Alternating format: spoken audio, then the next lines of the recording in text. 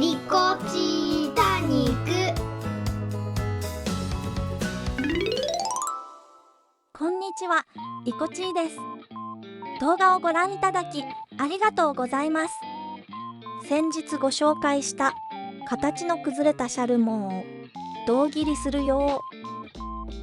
ではでは、行ってみよう。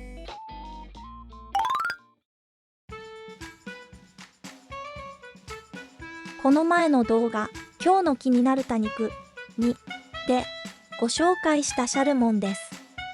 外側の葉っぱがビローンと伸びちゃってます。撮影後、やっぱり気になっちゃったので、胴切りして仕立て直します。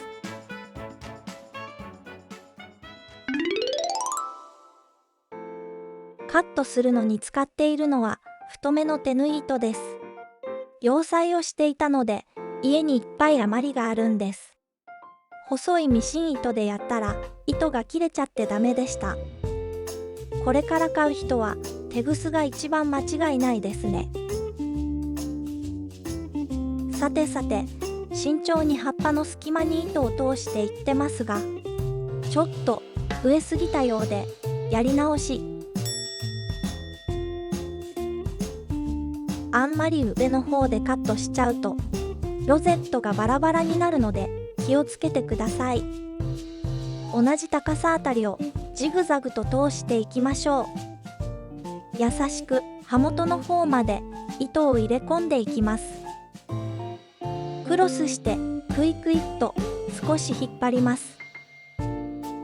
糸をゆっくり奥の方まで潜り込ませます。準備ができたら一思いに引っ張りましょう。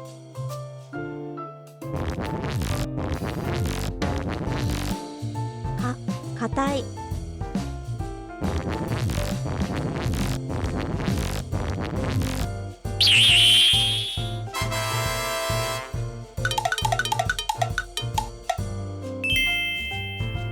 なかなかきれいにカットできました。こっちの切り口もきれい。小株がたくさん出ますように。葉ざしもしたいので取っていきます。植えたままや根付きの状態よりもカット後の方が葉っぱが外しやすいんですよね。この作業が楽しいんです。プチッと取れる感じがいいですよね。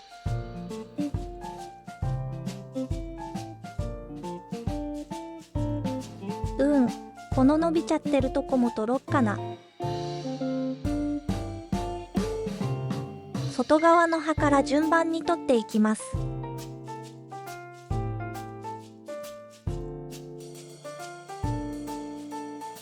あと数枚かな。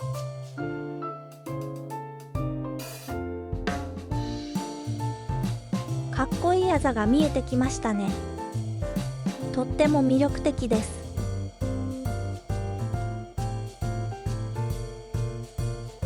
伸びた部分がなくなってコロッと可愛くなりました。この子はすぐ植え付けて発根を待ちましょう。